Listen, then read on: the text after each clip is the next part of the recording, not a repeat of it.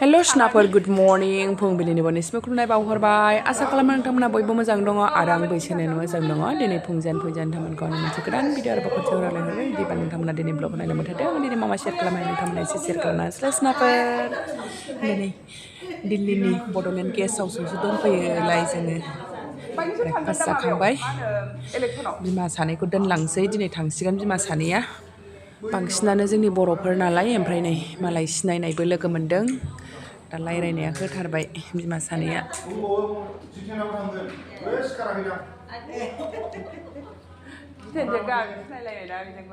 इसोर सान्था थलानिखासो नालाय बाथानमारि सान्था थलाजों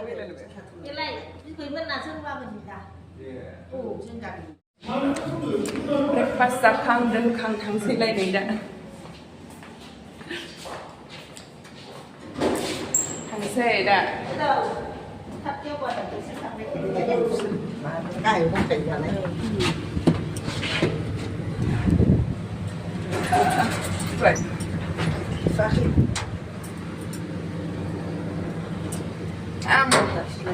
बिदि खादाजों दोनैबाल' मोजां मोनो बिसोरो ओरैबा जाया सिगाङाव जायो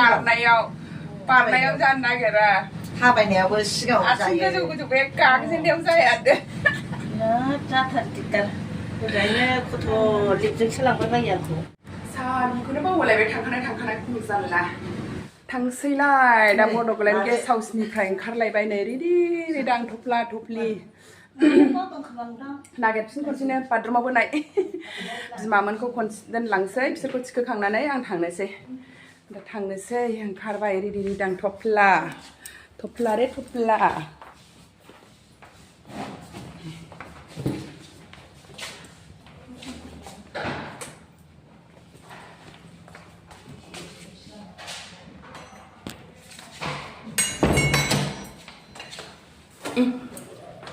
थांगासिनो दा नै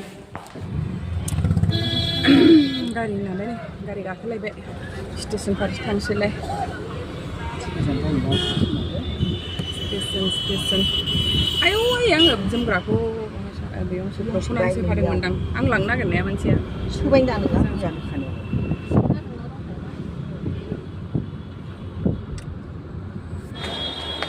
स्टेसन फैलायबाय नै स्टेसनाव सफैलायबाय नै मालाय थांसैलाय एबार बैसागु होसोलांसैलाय एबार बिथरायनाय बैसागु होसोलांसैलाय मालाय नै एबार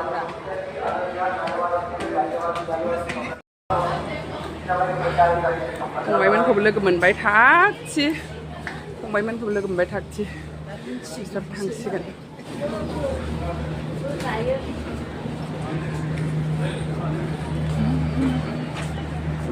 थागथि थाब लागायनानै 11:00 लागायखायो गारियाबो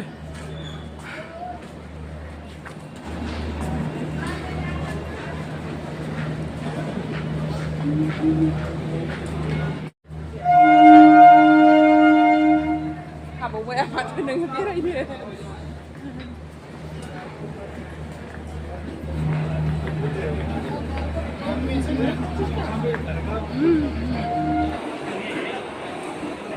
स्टेसन मोनफैबाय दा स्टेसनजों जिरायफैबाय दा गारिया फैथ'वाखै 11:00सोआव फैगोन गारिया फैयो 11:00नि सिगां हाबबावगोन दा 10:20 जाबाय नागिरलायबाय नालाय खथ'नि जानो नागिरलायबाय गावसिनि जाग्रा गय जानो हाथारलालाय बिसोर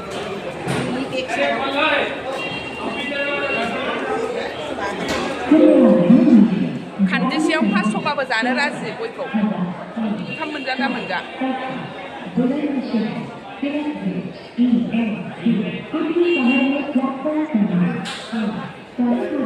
बेगा नुबाय मोनसे जागो फिसा मोनसे दङ बेगा मोनब्रै बे आंनिसो साना आंनि बेग मोनब्रै जेबो नंला दा ओंखारफाग्रा गोनांखाय दाब्ला दंखायो नालाय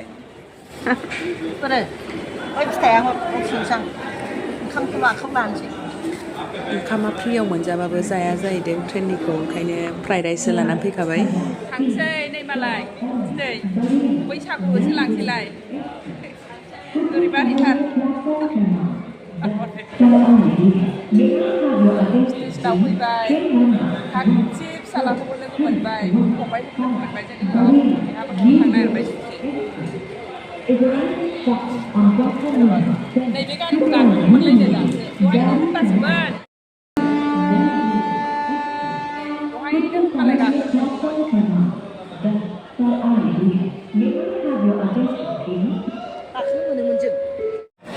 फैलायबाय नै ट्रेन फैबाय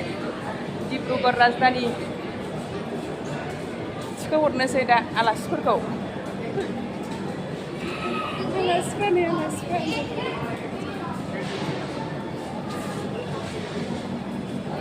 डिब्रुगड़ राजधानी E3आवसो बिसिना आवखोबावनांबाय एसे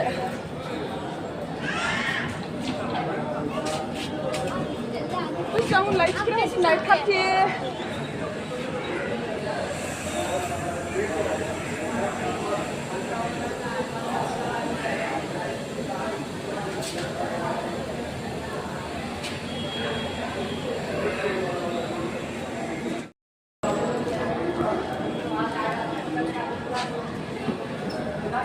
सिलिगुरियावनो खालि जालाङो सिलिगुरियावनो खालि जालाङो हरै मालाय गुवाहाटिनिफ्रायसो ओमफ्राय गाखोफिनोलाय सिलिगुरिनिफ्रायनो खालि जालाङो होनदा गाबोन फुङावनो उन्दुनो मोनगोन दा हरसेल' खुनुरुखुम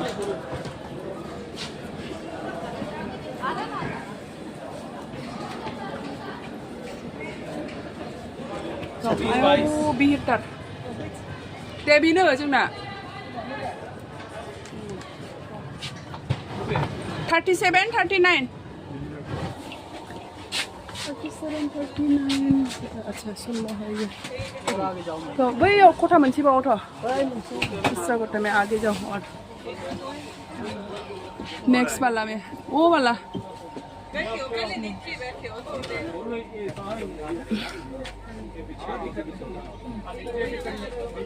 गाखोबाय थांसै नै मालाय सेटिं जाबाय थांसै लुबैबाय आंहाबो फोलादो थांफानोसै लुबैबाय आंहाबो गग्लायानो बेसे बुरजा मेंलायलायनाय फिसानि बिमानि बिमादैनि खोब खोब मोदानदों थांफानोसै लुगैबाय आंबो जानो थालांबाय आराम गाखोखानानै गैया थांनांसिगोन क'क्राझाराव क'क्राझार जाबाय दावखोलांफिनदोलाय आंहा पान्जाब दा थांसै दा आङो नै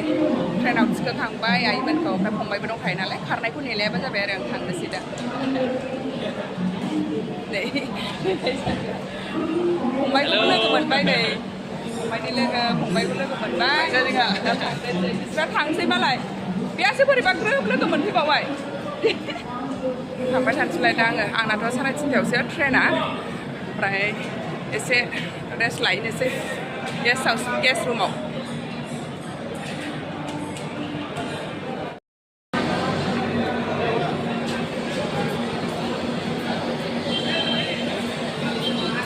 सिन्था फन्द्र'आवसो आंना माबायावसो ट्रेननि गारामफ्रावसो दसे रेस्ट खालामहैसां थांनांबाय ट्रेनाबो खारलांबाय दा नै जोंना नै ओंखाम जानो थांसैलाय ओरैबायदि सान्दुं जादोंना देनजार सान्दुं गाब्रां ब्रांनो मैया एसेबां बायदि नङामोन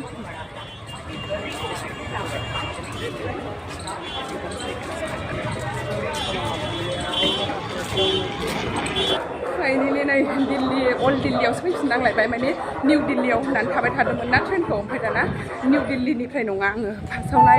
माने आंनि माबाया ट्रेननि एपआ खुलियाखैमोन आरो लाइन नागिरबाबो ओमफ्राय आङो टाइमबो जाथ'वाखै नालाय मिस्टारखौबो थिनहराखैमोन ओमफ्राय दाना 1 घन्टा सिगां आङो खुलिना होबाय आंना ट्रेननि एपआबो नायबा अल्ड दिल्ली जा गोजान अट' लानानै फैबाय ओमफ्राय अट' लानानै नै दा थाबायनांगौबो जा गोजानाव 16 नाम्बारावसो फैबाय 16 नाम्बारावसो फैदों माबायाबो स्टेसनाबो 16 नाम्बारावसो दोनफैबाय आंखौ ओमफ्राय दाना नै थांफिननांगौ आं 2 नाम्बाराव टाइमाबो बारा गैला आधा घन्टाल'सै जा खारनांखाबाय आङो खारथारनांसै दा ओरैबायदि दिगदारखाना फाइनेलि सफैहांबाय हनै बन्दे भारतआ लागायनानै दंखायो जोंना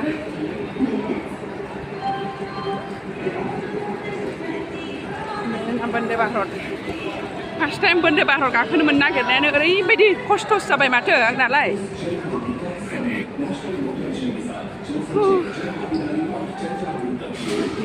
आयौ गोलोमजोब्बाय नै खारबोनानै खाराबानो मोनखानायबो नंलासो मोनदां आङो बन्दे भारतजों थांनो नागिरनायानो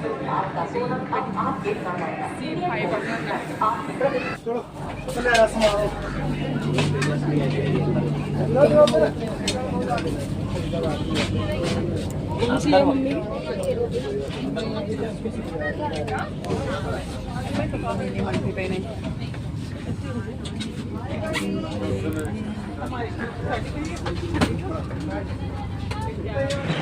ओंखारलायबाय नै जोंना बन्दे भारतआ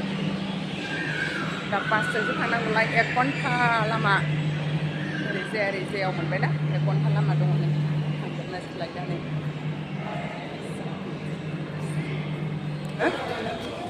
बास स्टेन्ड फैलायबाय दा नै ट्रेननिफ्राय ओंखारनानै बासनि थाखाय बास गाखोनोसै दा नैबे बासजोंनो डाइरेक्ट थांसै